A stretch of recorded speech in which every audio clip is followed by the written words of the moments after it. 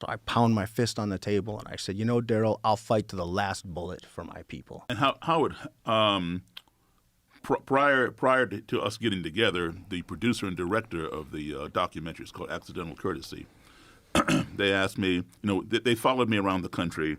I was conducting interviews with KKK members, Black Lives Matter, and different, you know, people. And they said, do you know Jeff Scoop?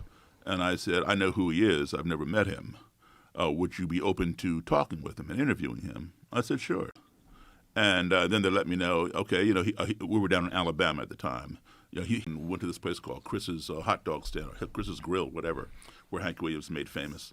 And we'll have Jeff here, and we're going to film you when you first come in and meet Jeff. And you'll sit down across from him in the booth and interview him.